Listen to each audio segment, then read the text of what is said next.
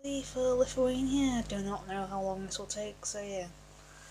I'll see where it takes me, and yeah. Sorry doing it after the news, but it's been one of those days where I've been here, there, everywhere a little bit. As they went Saints was with my mum, then to the park with my mum and sisters, and then looking after my sisters and all. As one sister went to football and all. But yeah, here we go with Lithuania, so let's get going. There's about 8 pages of script to go through.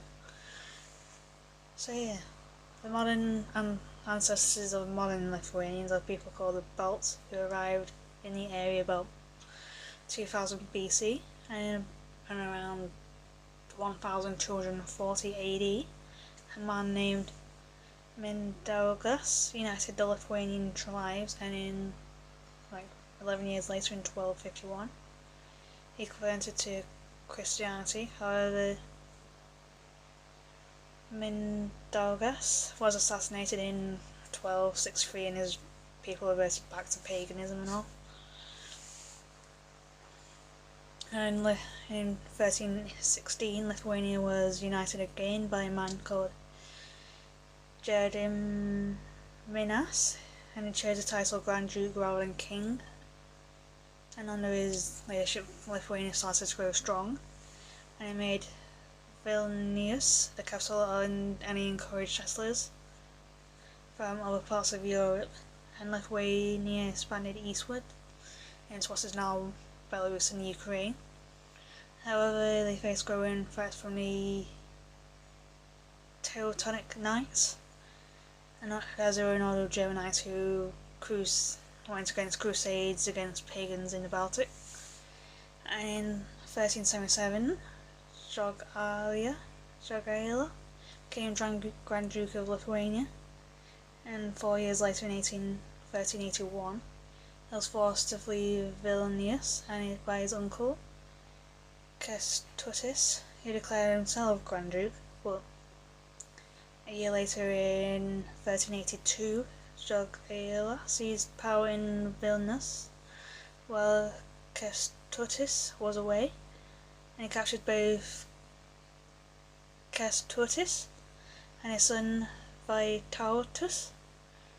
And in 1386, Grand Duke Jogaila married Jadwiga of Poland, and the Polish Sejm Parliament elected him as King of Poland.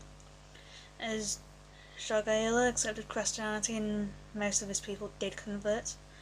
And afterwards, Jogaila was based in Poland. He was too far away from Lithuania to be of any effective rule in Poland, in Lithuania. And so in 1392 we made peace with Vytautas, his former enemy, as Vytautas was from 1350 to 1430 was made Grand Duke of Lithuania, on the condition that he lent his support to Jogaila. Meanwhile, one province of Lithuania, Samogitia,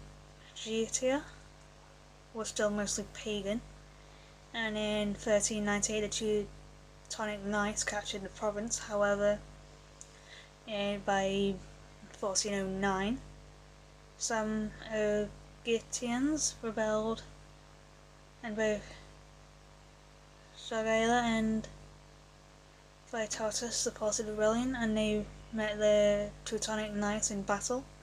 And in 1410, the Poles and Lithuanians routed the Teutonic Knights at the Battle of Tannenberg, also called Gundewald or Salagris, and they ended the threats from the Teutonic Knights for good. And under Vytautas, known as the Great, Lithuania was at its peak, and during his reign, Lithuania extended his territory to the east.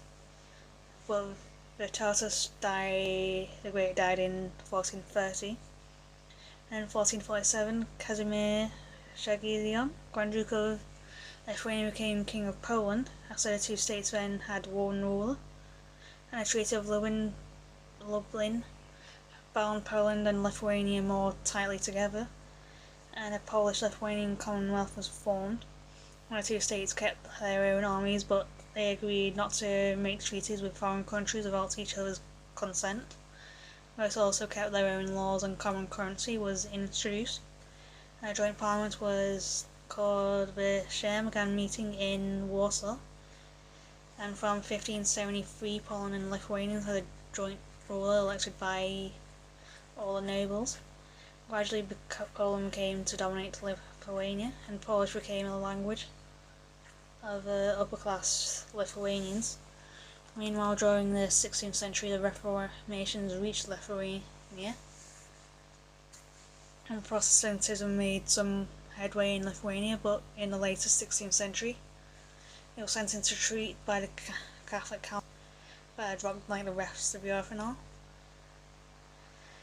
And in the 16th century, Russia became an increasing threat to Lithuania, and in 1512 the Russians took the Lithuanian city of Smolensk, and the Polish-Lithuanian Union was called Rzeszpospolita. Sorry if I botched that. And in the early 17th century it fought another war with the Russians, and in 1611 to 1612 the Polish-Lithuanian forces occupied Moscow, but in 1654 the Russians captured the eastern parts of Rzeszpospolita, including Vilnius.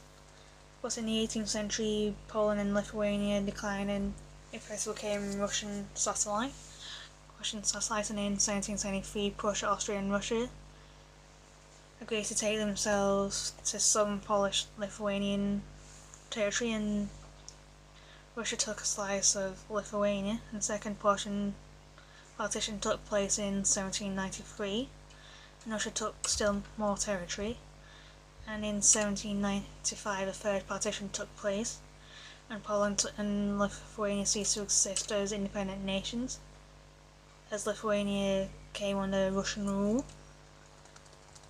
And in 1830 the Poles rebelled against Russian rule,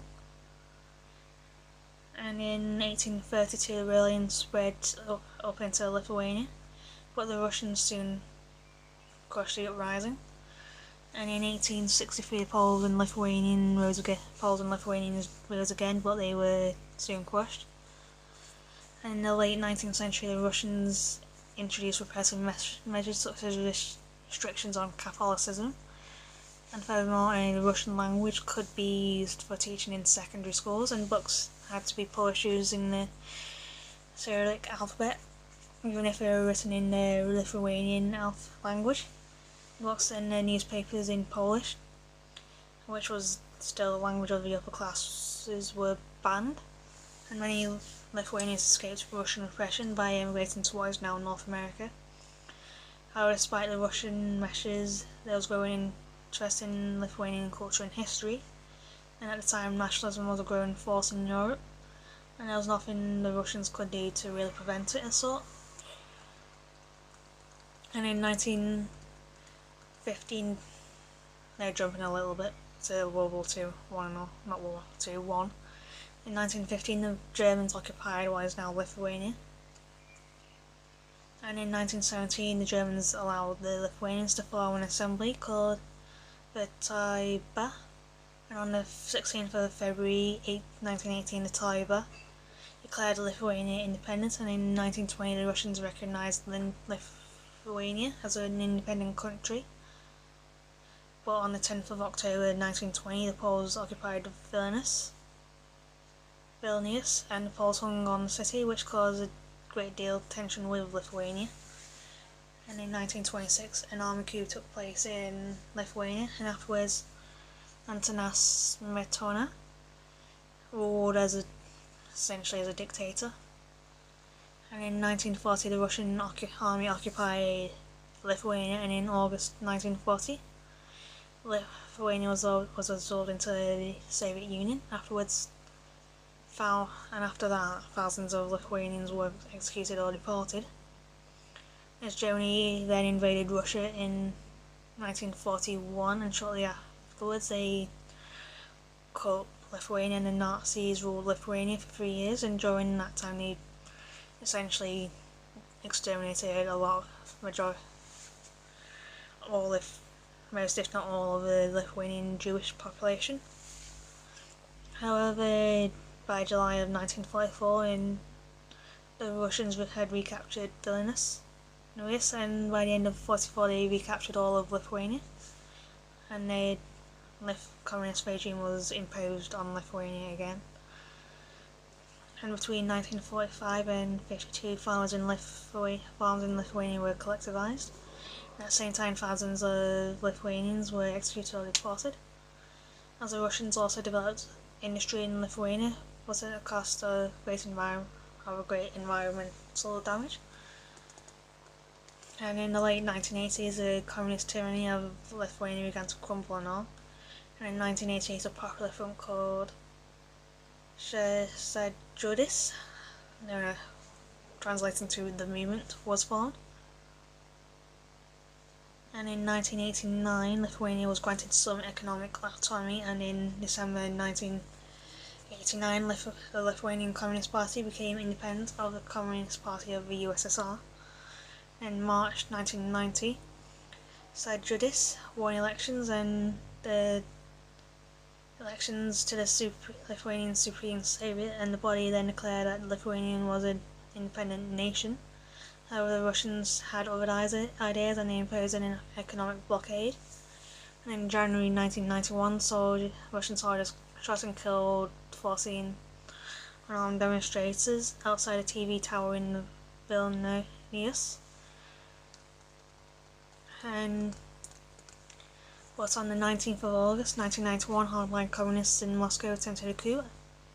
The coup was defeated, and on the 6th of September 1991, the Russians were able to recognise Lithuania as an independent country. And in September 1991, Lithuania was admitted into the UN. And as the 90s were a period that was kind of painful for them, as they were kind of adjusting from a communist world, and as they returned to a market economy. But Lithuania is now kind of prosperous and all, and the last Russian soldiers left Lithuania in 1993. And in 2004, Lithuania joined NATO and the EU, but suffered badly from the recession of 2009, and as unemployment rose high, like very high and all, but Lithuania recovered and all, and today the economy of Lithuania is growing steadily. And in 2009, Vilnius was the European capital of culture, and also in 2009, Dalia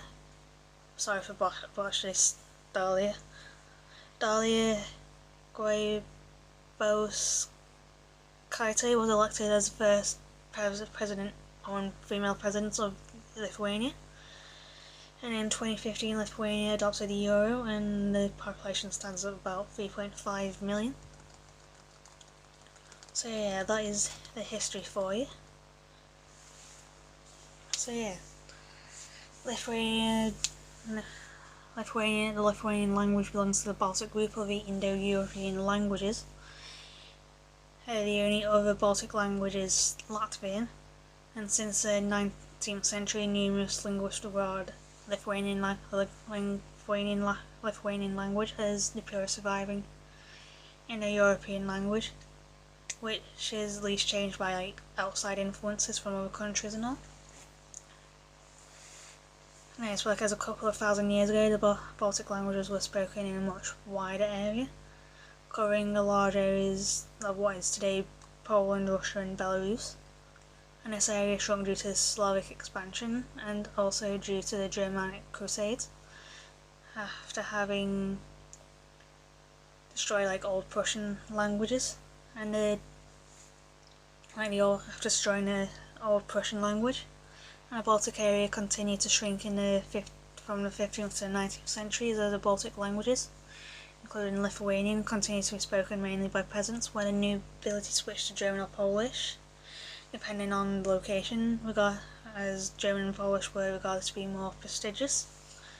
And in the 19th century, A national revival restored the prestige of speaking the Baltic languages as peaceful resistance defending the language under Russian imperial occupation.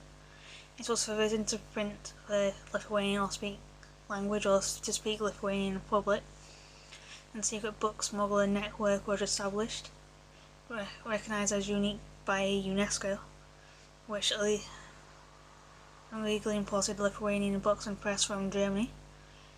And under the influence of the linguist Jonas Jablonskis, the language was purified by replacing Slavonic loanwords with neologisms and establishing a more modern orthography. And due to this reason, 19th century Lithuanian differs from the modern Lithuanian. But English in the era does differ from the modern English. However, several centuries old Lithuanian is still intelligible to the modern person.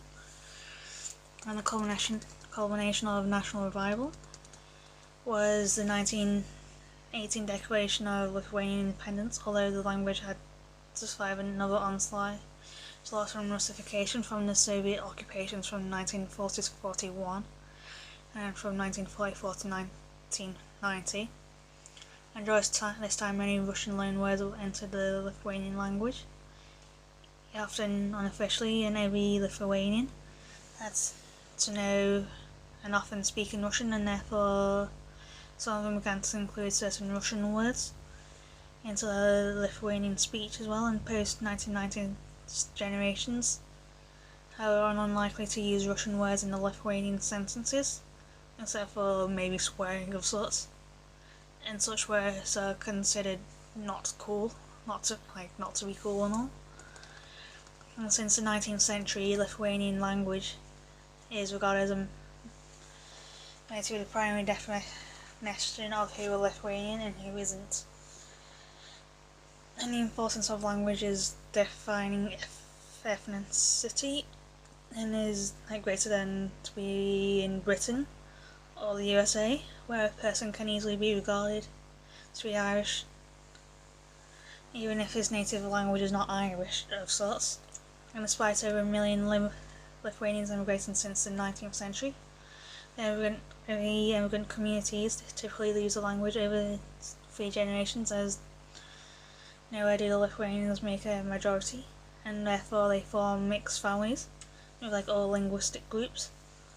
And currently there is the largest overseas Lithuanian speaking communities in the US, United Kingdom, Ireland, Norway and Spain.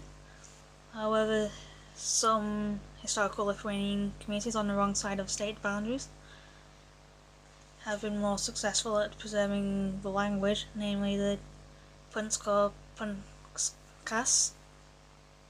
community in Poland, where Lithuanian language schools exist, and the Lithuanians make the majority of populations in some towns.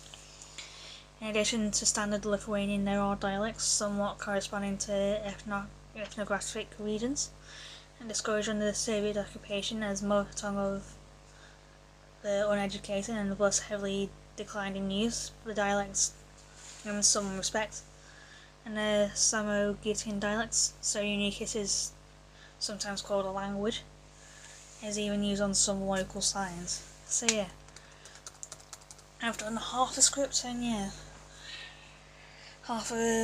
next half will be on legends. So yeah, what I was able to find on legends, as it was in nowhere to actually find an easy site that I understood and for you to understand. So yeah, so just finishing off my news video by choosing the thumbnail. So yeah, here we go. The Lithuanian, it kind of goes into faith, as the Lithuanian pagan faith and mythology is kind of unique, as the ritual connected with the pagan faith and mythology and all, and are among the oldest phenomena of the human spiritual creation, as religious and mythic imagery permeated all of the spheres of society life. That is based on hunting and gathering, although during the period of early tribal system, which comprised of the Paleolithic and Mesolithic eras, As the history of Lithuanian faith and mythology can be subdivided into three epochs. And the first epoch is that the earliest matriarchal tribal system, which during religious imagery like totem and Western craft cults imagery, connected with feminine supernatural beings, appeared in the hunters and gatherers society of the Upper and Paleolithic and Mesolithic eras, and the second epoch was that of the late matriarchal tribal system, based on how agriculture, during which religious imagery connected with feminine deities of like the sun, moon, the earth developed, as well as those representing existence like fertility and water. And during the period of matriarchy, the goddesses were responsible for the birth, existence and death of man, flora and fauna, and those deities took care of the continuity of life and fecundity being maintained in the universe through constant interchangeability of life and death. And the goddess supervised the sky, the earth, water, fire and atmosphere. As art was especially was like symbolic art was created in the sphere of the cult of feminine deities, while the rite of the cult was performed by women themselves, sliding into the period of patriarchy. As the third epoch was a period of patriarchal tribal system and its disintegration, and following the formation of class society, the chief gods appeared during this system, while most of the feminine deities lost their supremacy, though not all, as some of them remained in the pantheon of Lithuanian gods, together with the masculine deities. And after the state of the Lithuanian was formed and Christianity was adopted in the country, Lithuanians still refused to renounce a god for a considerable amount of time. As a tribe of the SD created their religion jointly throughout the millennia, and in the middle of the first millennium AD, as it began to split into separate pantheons, their religious imagery changed little, and the main source of knowledge of the Lithuanian religion and mythology are the archaeological and ethnographic data, as well as various written sources, toponymy, and other objects of linguistic study. And in this close of the genus of religious books, beliefs and rites, reconstruct their functional content to discern the transformation under different social and economic conditions. There's a great deal of elements of the ancient world outlook have survived to this day through like legends, fairy tales, exorcisms and songs, as relics of the dissolving religions were transferred into the genres of folklore. Rather undisputable evidence of totemism, animism and cults of the ancestors and different deities can be traced to them. And evidence is especially notable in ballads, in epic and mythological songs that remind of and are probably more archaic than the ancient history Hindu Vedas. And in some religious elements of the remote past, going back to the Stone Age and all, can be used together with Christian iconology until the 18th century and even the first decade of the 20th century. These elements reflect the essence of religious outlook, and the patterns of ornament and folklore are some kind of like a holy writ that needs deciphering, wherein sometimes may be difficult to grasp the historical moments or the symbolic meaning of one to another ornament. In the study of pagan religion, the source of certain written sources and iconological materials is indispensable, where often it is already transformed and derived of its original meaning. And the pantheon of Lithuanian gods is rich and diverse, and Lithuanians, as well as other ancient nations, developed in the period of patriarchy an image of a unique supreme god, the creator and lord of the universe and all life. Dievas, name of god in Lithuanian, has a common roots with the word of the meaning of the Id language, and the word Dievas often personifies the shining skylight or day. Another as a Lithuanian supreme god, as a myth retaliates, had a wife, the primordial great mother, the goddess Lada, who had given birth to the firstborn twins, God's children, twin children in the shape of twin horses. They were known from myths as they are related to the fire of the sky, like the sun and lightning. And the Lithuanian supreme god was considered to be, as well as the master of fate, and the lord of the world who ruled heaven and earth, while his children only really served to assist him. And the names refer to the supreme and most powerful god varied in Lithuania from region to region during the course of time.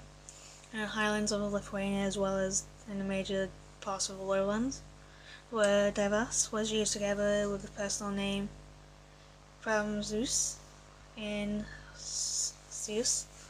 in Slovakia, and the god's name were Prakermas, Rimas, Ikerjas, Sotvaras. On the west of the lowlands and in Prussia he was referred to as Kopermas, and Pramzeus is described as an omnipotent ruler of time, the inescapable fate, and the sky and air, water, and all the live creatures had to obey him, with non-exclusion even for other deities, and all decisions made by Pramzeus are inscribed in stone, and thus is no escape from them. While ordering the present, he is aware of both the past and the future, and similar functions are ascribed as well to Prakorimas and Ukarpiamas, and the child ritual address of the supreme god was performed during the winter solstice. And the importance of the ritual especially increased by the time agriculture became known and was cultivated, as the rite permeated from archaic totem animus symbolic imagery would continue for 12 days and with 12 months of the year, and together with rites addressed to the supreme god, souls of remote ancestors from the other world were paid homage to. And in the Lithuanian religion, just as in the case with other religious, the trinity of gods is known: Perkonas, Patrimpas, and Pikulias. As the most prominent among the gods was Perkonas, the master of the atmosphere and the waters of the sky, as well as the fecundity of flora, human morality and justice. And beside the supreme god, Perkonas occupied perhaps with the most important place in the Lithuanian divine pantheon. Under the influence of Christianity, the supreme god's images was transformed, and Perkonas acquires the position of the Lord of Heaven. And the major imagery representing Perkonas is a sumerographic character, while later it becomes anthropomorphic, sometimes retaining some certain zoomorphic attributes, as Perkonas used to inspire or punish people. Thus he is often called the god Scrooge, and was supposed to be punished by throwing the culprit his stone axe, and often had symbols of the sun and lightning, and people knew then how to turn away Perkonas' wrath. As the second god was Patrimpas, and he was supposed to bring the spring, joy, peace, maturity, abundance, as well as take care of domestic animals, plowed fields and crops, sheaves of corn, amber, vax, and so on and so forth. were offered to him during the rites. The third member of the Lithuanian divine trinity was Picolis, otherwise called as Picolas, and was the god of the underworld and all kinds of evil and death. Where, when represented in horizontal and vertical lines, the divine trinity of the Asti corresponds to the model of the universal space. Like this Earth, like the sky, Earth, and underworld. The analogy may also be seen with the time reoccurrence, adolescent maturity, and old age, and otherwise autumn, spring, and winter. Spring, autumn, winter. And the sky gods from separate groups. From a separate god group, here belongs like the heavenly smith who forged celestial bodies, as well as the god Menulis, no moon, and the goddess Soale, no being sun, and lots of who constituted the celestial family. Menuo, or a form of the name Menulis, and Soale are represented as spouses, while the planets and stars are as their daughters. As the gods' sons are known too, it is interesting to know that the mythologies of some other nations, the sun and moon, may be of opposite sexes. As the Lithuanians respected the gods and goddesses of the farmstead and home, and of course these deities originated in deified remote primordial mother imagery, and later on father image influenced it too, as these deities protected the house and the people living there, as farm buildings, domestic animals, and fowl, as some archaic elements of a primordial mother cult survived as long as the 19th century, and during the wedding, as the bride bade farewell to her paternal home, and its gods, she would pray and make sacrifices to the female idol, made a sheaf of straw, begging to forgive her of leaving home and moving to a new one, where she would have to adore other gods. Nona Eve, the goddess mentioned in the Falun Chronicle from the middle of the 13th century, must have been a domestic goddess, and she corresponds to Jaelas Ixikis Nomerja, the sentence Nomes Vocant Domesticos can be translated into Nomerjas are called domestic goddesses. As a goddess Dimstripati, mentioned in written sources, was later transformed into a male deity, Dimstripatis, but the offering rites addressed him were performed by women, which may indicate his feminine origins. Home women used to take care of the most important raw place in the house, the corner behind the table where the goddess was supposed to live. As Empati, goddess of the farmstead, mentioned in the written source,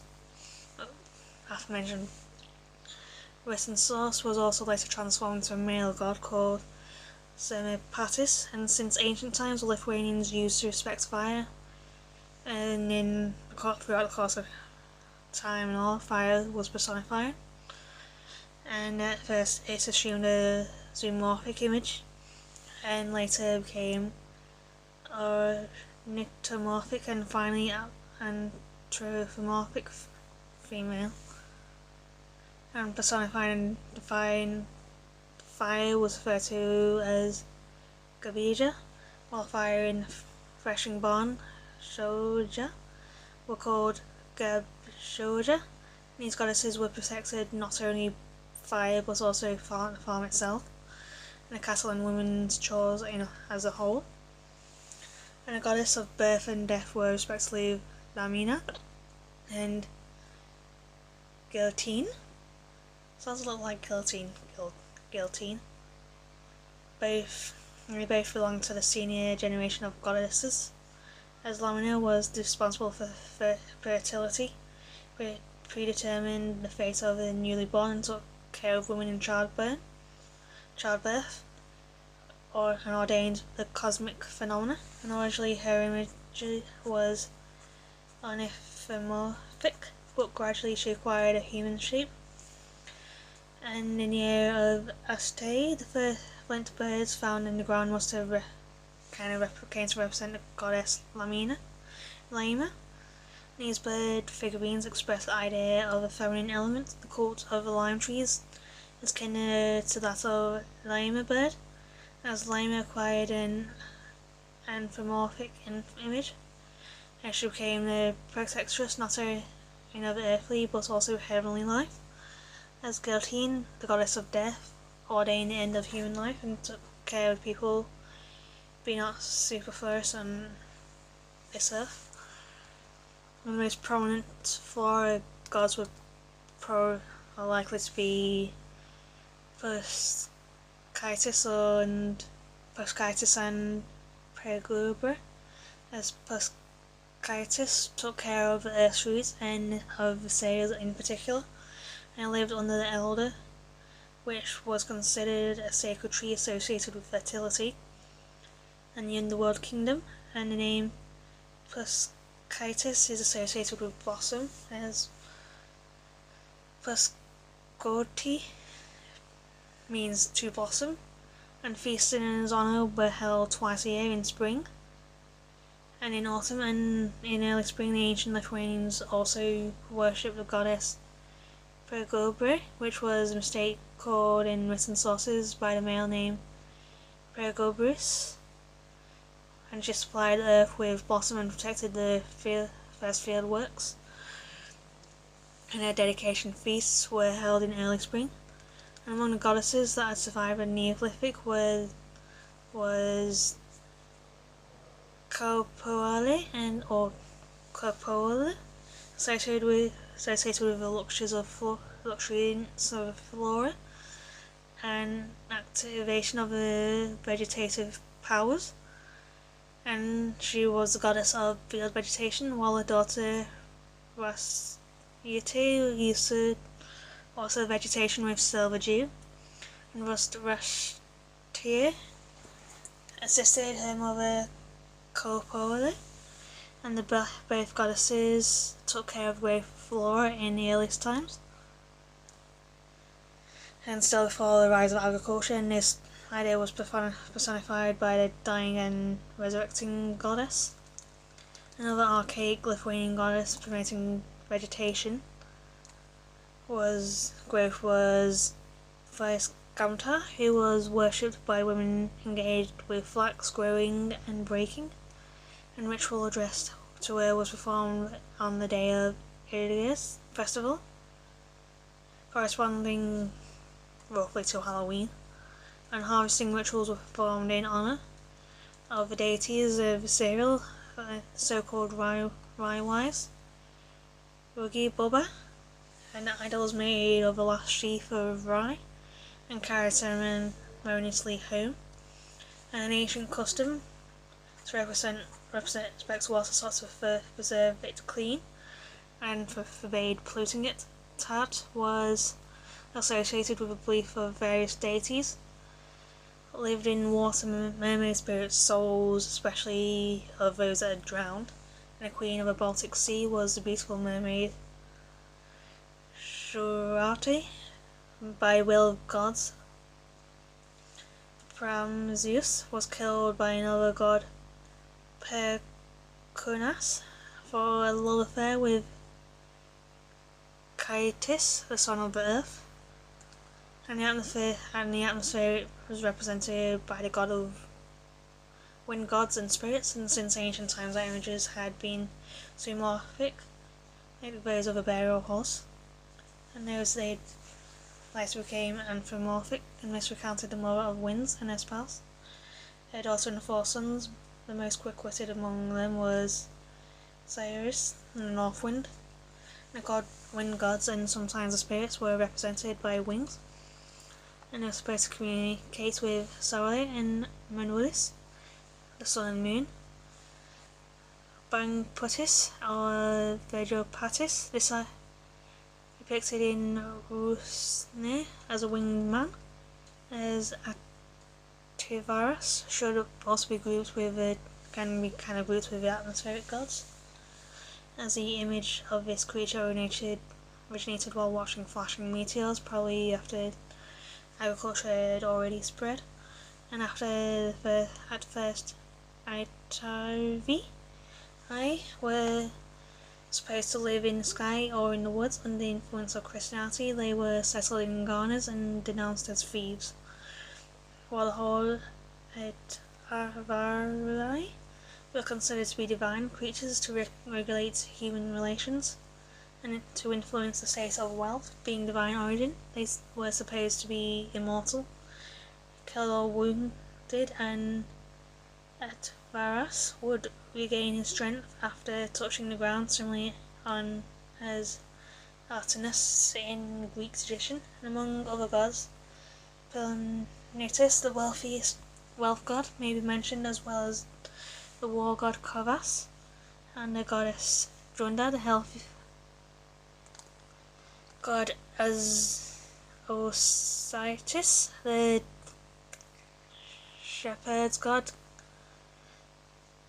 Ganikalis, the god of rose Calicus, the love and freedom goddess Milda, the goddess of corn is Cremine, and the underworld god's wife Nejol, and the goddess of woods and trees Median, and finally Astasia and Elas, the goddess and the god of bees, as bees are very important beings. And the oldest among the goddesses that were as well Laomis, the goddess of earth, water and sky, Raganos, witches, were supposed to practice sorcery and perform magic actions ordaining the cosmos, the fate of people and animals, and they were the lunar nightlife creatures, and supernatural powers as well as regenerate could only live live world, but in the whole nature were attributed to them. And among the underworld spirits, Kaukai, the best known of the Lithuanians, the image of the creature originated from stillborn babies or those who died without the birthrights. Kaukai were represented as little mannequins, both men and women, and besides Kaukai, the underworld also had spirits which guarded treasures hidden in the ground. And since the earliest times, the Lithuanians had idols of their respective divine creatures or gods. First totems, later zoomorphic or anthropomorphic, and finally purely anthropomorphic deities. And it was provided to be archaeological and written sources as well as linguistic and ethnographic data, as the remote ancestors of Lithuania used to perform their religious rites in sacred forests near sacred streams. Later in the Middle Ages, temples did appear, as relics of temples had been discovered in different places of Lithuania, and lately remnants of a temple and like an altar and peace offerings were found in the vaults of a Vilnius cathedral. So yeah, that is my video today of country. Sorry about how late it is, but better late than never, and I'll see you all tomorrow. So yeah.